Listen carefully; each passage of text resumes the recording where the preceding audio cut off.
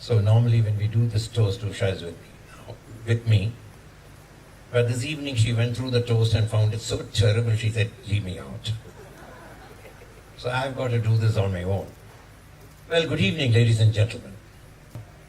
We know exactly what you guys are thinking. No, I did not lose my voice either due to stress or chugging beer. I lost it way back in 1983. There was something in the monsoon and air back then in Cochin. That's where we lived. Well, how else will you explain the monsoon boys? Not just one, but two. My name is Balaji Moorthy, and the pretty lady who walked away from me just now. That is Usha. Yes, just in case you haven't figured it out over the last couple of days, we are the parents of the groom. We were quite devastated that our firstborn wasn't a girl. And therefore, there was no dearth of passionate prayer and hope that the second one would surely be and would be a girl. I still distinctly remember that day when I returned from work. Usha was absolutely happy and beaming, and she said, "It's a girl."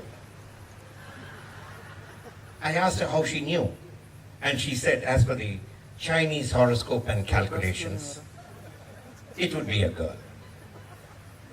We celebrated big time that evening, but our celebrations were short-lived.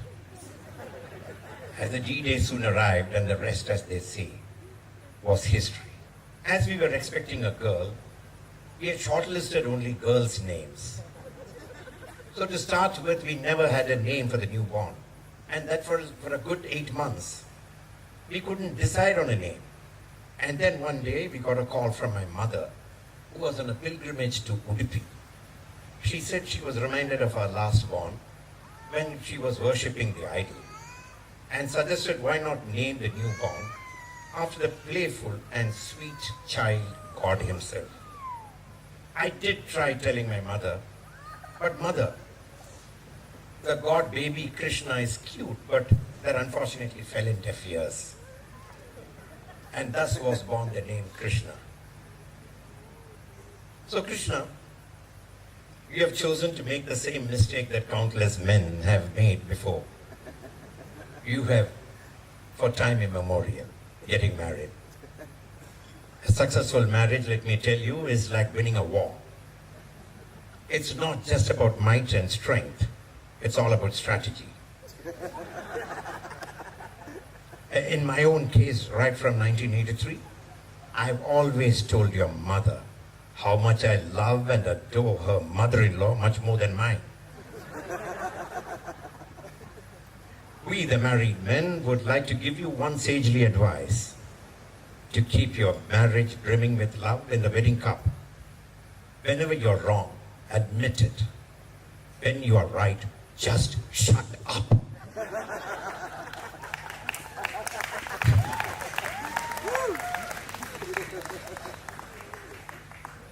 Krishna's school and college years were very challenging for us as a family.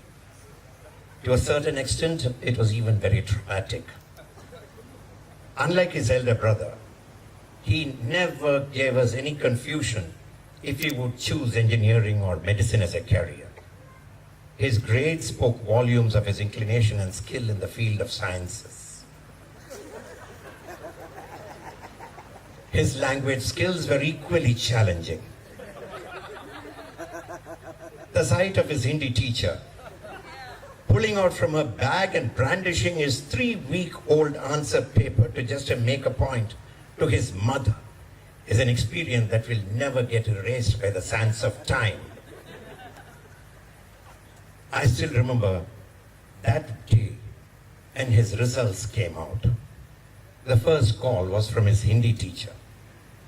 When I told her Krishna not only passed, but got an A grade, she broke down and cried like a child.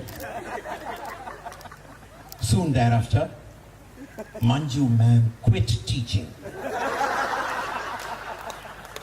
and moved to Delhi lock, stock and barrel.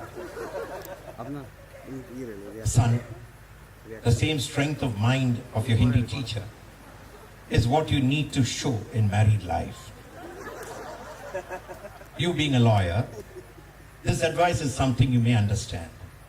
Arguing with your wife is a lot like trying to read the terms of use on the internet. In the end, you just give up and go, I agree.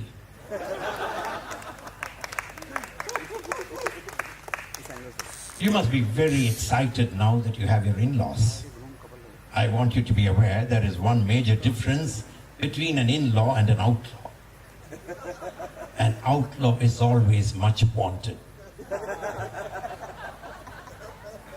Krishna, when you made that most important, significant call in December last year and broke the news to your mother, your brother, and Vanessa in a bar at Pondicherry at 10 a.m., our instinctive reaction was one of abundant joy and excitement. And when we came to meet Divyanka and the Kapoor family, our happiness and joy really knew no bounds. And Divyanka, what a meeting it was. When you and your parents came to Chennai, you completely bowled all of us over by your simplicity, sincerity, genuineness, and above all, your caring and tender love for Krishna. And your parents never once gave us the feeling that we were from different families. There was a complete meeting of minds. You displayed a great deal of maturity, far beyond your age. Krishna, you truly are a lucky boy.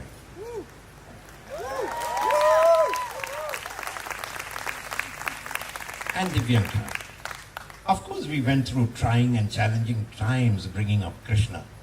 But I must say this, the moment he entered law school, there was no turning back. He showed a rare focus and determination in making a career in law. Being a voracious reader, he was a repository of information and knowledge on virtually any subject. He was a go-to person. A humility he had and modesty which emanates out of his genuineness and sincerity. Extremely courageous and brave to face any difficulty with calmness and fortitude. Above all, God has blessed him with a heart capable of loving far beyond anything that you have ever imagined. Krishna kept telling us that the toughest challenge he has ever faced in his life thus far was to walk up to your parents like a man and convince them of his love for you and prove to them that he was worthy of asking for your hand. Our son has grown multifold in our own esteem. Divyanka, you too are a very lucky girl. And finally, come on, yeah, clap.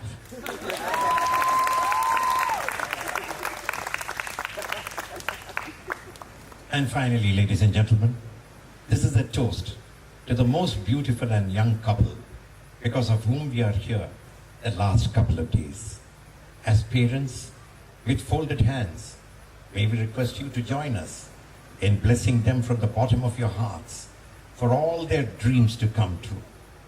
Wish them that they soar to heights that none has ever soared before.